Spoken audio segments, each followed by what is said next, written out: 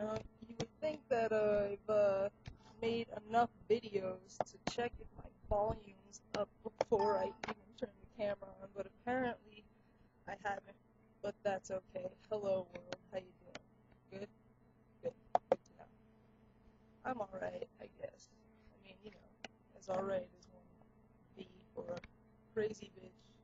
It really upsets me that, like, it's like upsetting me because, like, in my life, like I'm not used to being the pretty girl or the girl that, I kind of, when I was young, I was kind of a late bloomer. And, like, as a matter of fact, there were these two guys I went to high school with and middle school with.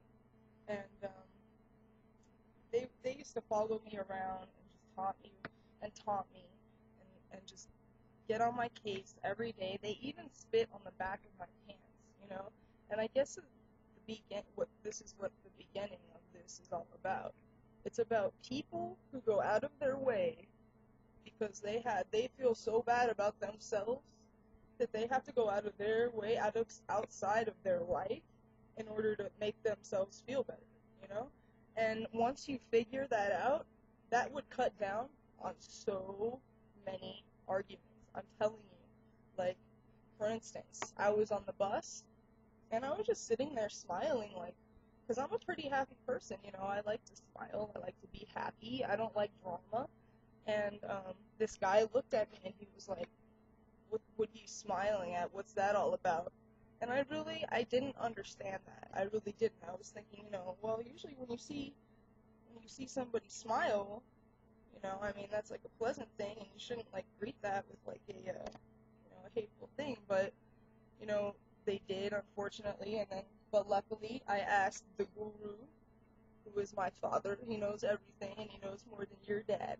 My dad knows more than your dad. My dad more than your dad. Anyways, so said to my dad, I was smiling, and this guy on the bus, like, looked at me. He was pissed. And my dad told me, and this is just one of the tiny, tiny bits of wisdom that he's given me out of, like, so much. And he said, look, especially in this town, like, in Las Vegas, in this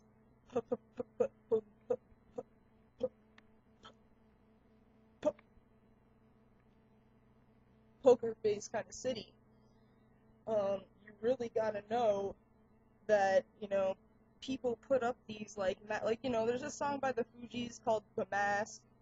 I'm sure you're familiar with it if you like hip hop, and it's like, that's the city all of the time. So when I said to my dad, look, I go out, I smile, and people are just straight up look at me like cold-hearted. And my dad told me that it's because when I walk around smiling, like, it makes other people think that I know something that they don't know. And I think that makes people uncomfortable. And that brings me to, what I really wanted to talk about, which was, hey, if you don't fucking already notice, this is my channel. If you don't like it, sorry, change it. You know what I mean? I'm not gonna go out of my way to fucking talk about how pathetic of a life you have, but I will right now, because if you think that I'm pathetic or stupid or whatever the fuck you say that I am, what about the observer of the one that's pathetic and stupid? What would that make you? I'm just saying. People shouldn't have to fight to exist in this world, because we're getting to a point here with technology and kids, and where it's like, I mean, I was talking about this with my dad too, back in the day, way back in the day, well, not too long ago, but long before my time, like the Rat Pack, and people, song and dance people, and people who really had true talent, people who got famous because they were talented. Oh my gosh, that is such a trip, isn't it? It's like, but now we're at this point where every time we release I mean, it's been going on forever, like, as far as I can remember, as far as this, like, corporate-made musicians go. The Spice Girls, man, that was, like, forever ago, but, I mean, it's kind of like, if you look at Lady Gaga, the way that you saw the Spice Girls, she's gonna fizzle out like that, because she's leaving, like, absolutely nothing to the imagination, and she sings about absolutely nothing. And you know what? It was probably just like the same casting call that they had for Hannah Montana, to be Lady Gaga, really, truly. They probably had a casting call and said, look, we need somebody who's going to be willing to say this and do this and be this, and, probably a bajillion people came out to that cattle call. I call them cattle calls because bitches who go to casting calls with a million other bitches there, it's cattle call, dude. It's like, why waste your fucking time? But, I'm such a fucking space case stoner that I forget what I'm talking about, which actually might be better for me, better off for me not to remember some of the things that I say, which brings me to the point of this. Like I said, this is my channel, and I don't have to explain nothing to you, but I'm just gonna let you know so maybe you could look at it and say, whoa, that person is having a life. They're trying to actually do this life thing. And it's true, that's what I'm trying to do. I'm not desperate for attention. I don't want anyone's hand.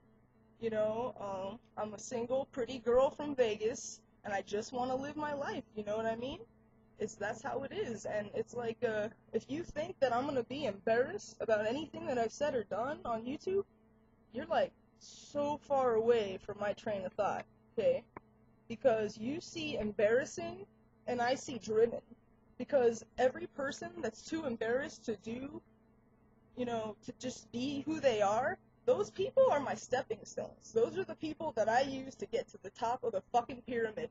You're too scared, you're too afraid, well fucking, money in or fucking get the fuck out of here, put your fucking chips down or shut the fuck up. And you know what, it's real easy to talk shit to me on the computer, I know it is, How about you, for the person who claims that they've seen me before, right here in our town, why don't you come up to me and introduce yourself to me? It might be a good idea, or it might not. We'll never know, though, unless you try, huh? Anyways, I'm getting, to the end of my end. I've had so many issues this week, issues with ex-boyfriends, there's more than one.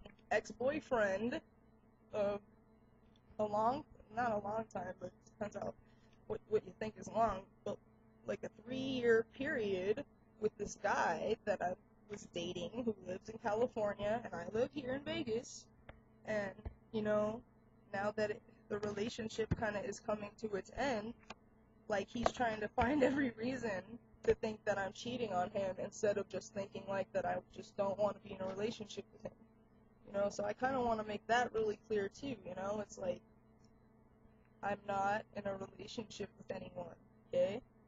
How about that? So everybody, if they stopped assuming for 2 seconds, they might actually have the right answer, at some point in time, I mean, people always just like to assume and talk, and living in Las Vegas, it could easily just fucking drive you to want to flush yourself down the toilet, and if I fit in there, and if I could, I probably would. I mean, check this shit out. It's like, what is this shit? What is this type of bullshit? Fucking protective fucking order against this dude. What, if I was a dude and some bitch was telling me just leave me alone, I would leave that bitch alone. I'd be like, you know what? I'll leave your bitch ass alone because you don't deserve me. And you know what? It sucks that it had to come down to this, but at the same time, if I didn't change something, it would have stayed the same. And even you weren't happy. So you can't even sit there and pretend, I would just love to know that there are other human beings on this earth. There are other people that, have real feelings, and, there are other people who think. And there are other people who won't just, like I said, it's like the bus thing. I get on the bus and everyone's so intimidated and so scared to talk to a girl who has an opinion that they would rather, Jesus Christ, there's a billion things that I could think of that they'd rather be doing, but I'm getting to a point in my life and my career where, I'm done explaining myself. I really like to work on my comedy stuff because that's what makes me happy and that's what's fun for me. And, I'm not embarrassed, this whole thing to begin with was something about me getting over a camera and being in front of a camera.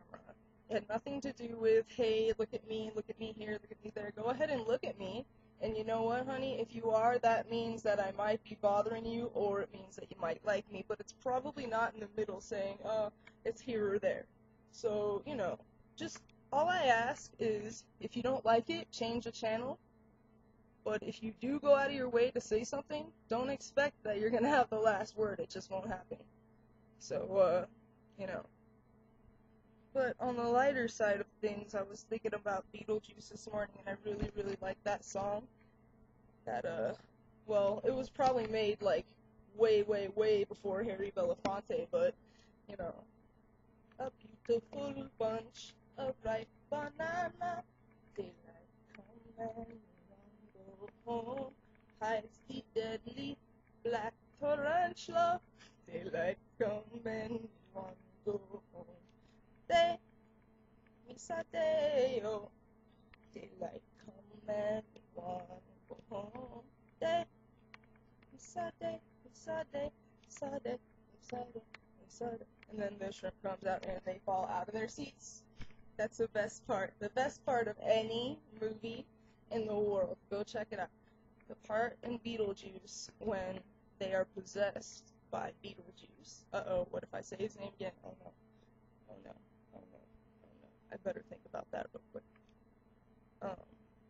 And the shrimp comes alive and it turns into a hand and then it pushes them and they all fall back in their fucking chairs and it's wonderful. And I know you probably noticed my new hoodie. I got a motherfucking hoodie.